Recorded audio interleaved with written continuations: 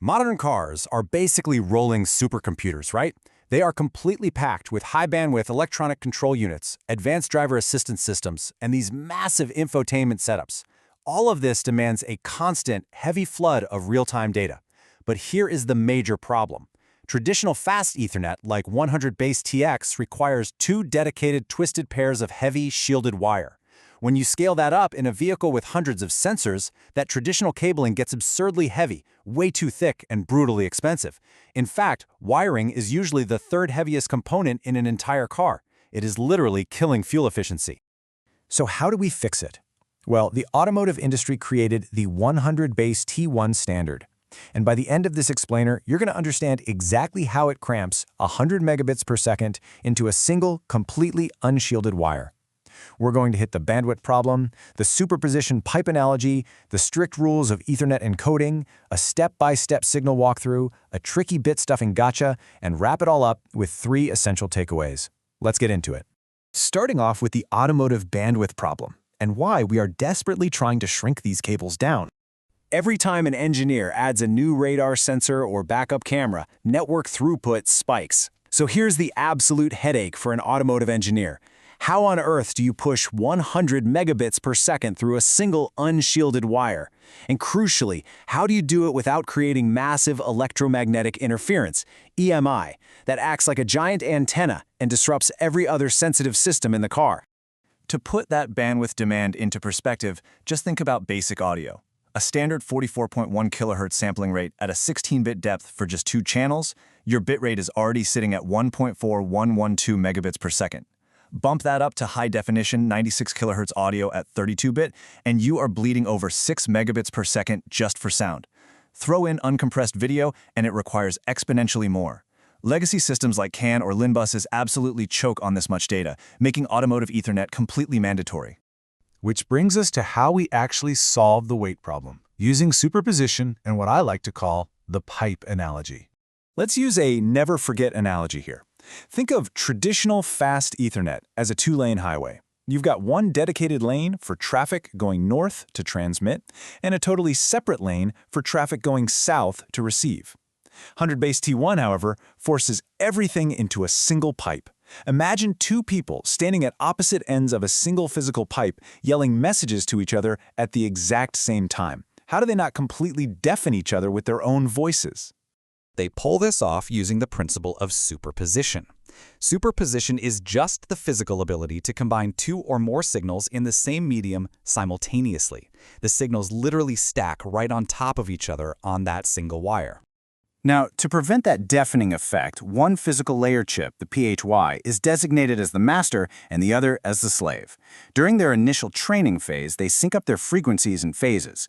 Then the PHY essentially puts on a pair of noise-canceling headphones. It uses an integrated hybrid and an echo canceller. Because the PHY knows exactly what signal it just transmitted, the echo canceller mathematically subtracts its own voice from the combined messy voltage it hears on the wire. The only thing left over is the clean, perfect signal from the partner. It's just a brilliant piece of engineering. Okay, let's move on to the actual rules of Ethernet encoding. How do we prepare the raw digital data to survive the trip across that single wire? It all comes down to a really strict 3-step mathematical pipeline. Step 1, we take 4 bits of data running at 25 megahertz and convert them into 3 bits. But to maintain our 100 megabit throughput, we jump the clock speed up to 33.33 megahertz. That's the 4B3B step. Step 2, we take those 3 bits and map them to a pair of ternary symbols. That's the 3B2T step. Finally, step 3, we use PAM3, which stands for pulse amplitude modulation with 3 voltage levels, to shove that ternary data onto the wire at a blazing 66.66 megasymbols per second. This specific scheme is exactly what keeps the EMI low without needing heavy shielding. The really crucial part of that pipeline is the ternary symbol map. When the PHY takes a 3-bit chunk of data, it maps it perfectly.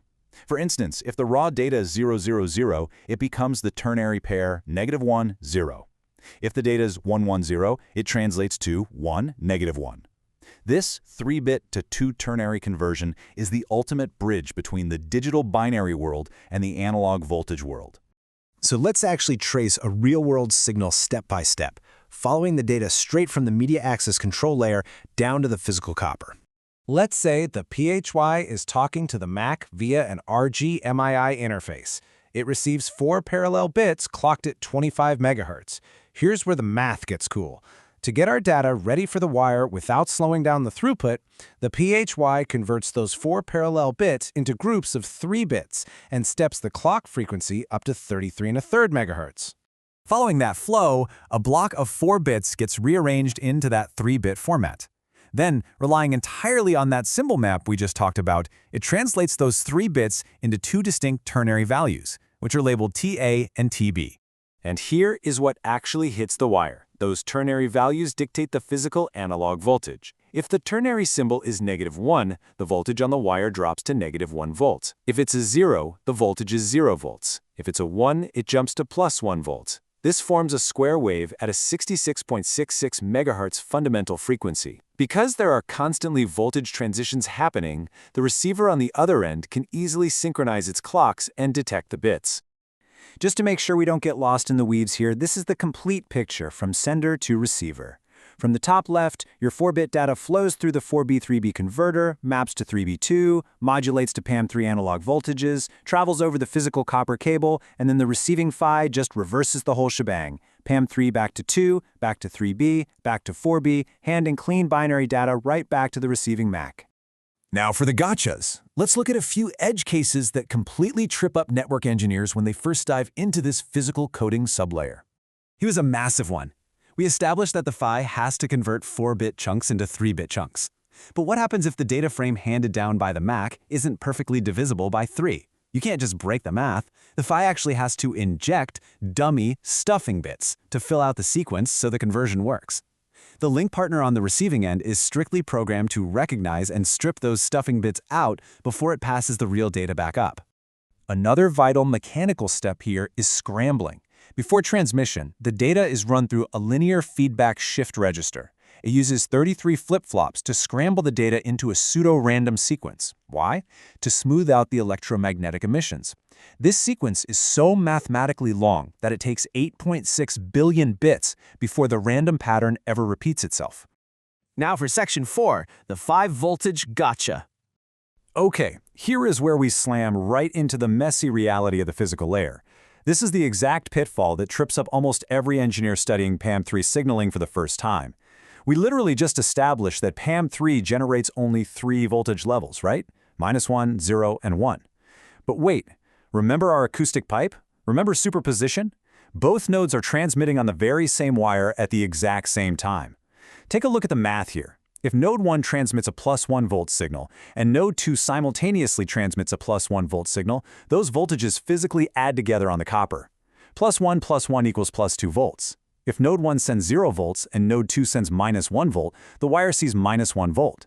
And if they both happen to send -1 volt, the wire drops to -2 volts. So the big mathematical gotcha is this. Even though each individual node only ever generates 3 voltage levels, the physical wire itself will actually experience 5 distinct voltage levels, -2, -1, 0, +1, and +2 volts.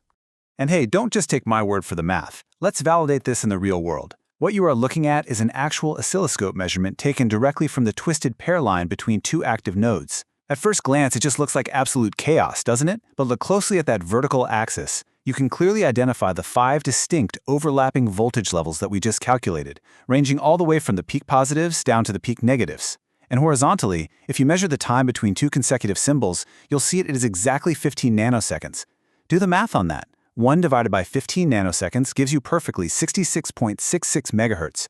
So the echo cancelers we talked about earlier, they look at this chaotic 5-level signal, mathematically subtract their own node's known voltage, and perfectly extract the nice, clean 3-level signal sent by the partner node. Furthermore, because we ripped the physical shielding off the cable to save weight, we have incredibly strict hardware filtering requirements. The signal has to pass through a common mode choke right at the interface. This choke filters out common mode noise, which is absolutely critical because single-ended noise can disrupt the receiver and spike your radiated emissions. You also need DC isolation capacitors to stop ground loops between different ECUs spread across the vehicle. All right, we've covered a tremendous amount of ground. Let's lock this into your long-term memory with a rapid-fire recap. Takeaway 1, 100BASE-T1 ditches the 2 separate lanes for a single unshielded twisted pair. It pulls off physical full duplex through superposition using master-slave PHYs and echo cancellation, our noise-canceling headphones, to ignore its own signal. Takeaway 2. The exact math pipeline is a 4B-3B conversion, mapping 3 bits to 2 ternary symbols and modulating them via PAM3 at 66.66 megasymbols per second. Takeaway 3. Combined with an 8.6 billion-bit scrambler and a common mode choke, this system achieves a clean 100 megabits per second with zero heavy wire shielding, saving a massive amount of vehicle weight. But technology never sleeps. As autonomous driving sensors get more advanced, the bandwidth demand is only going to skyrocket. So I'll leave you with this provocative question. As these cars demand even more data, what mathematical tricks is the physical layer going to need to push past 1 gigabit on a single unshielded wire? Think about it. If you want to survive the next era of EMC and engineering, hit subscribe for more explainer tutorials. Thanks for joining, and keep learning.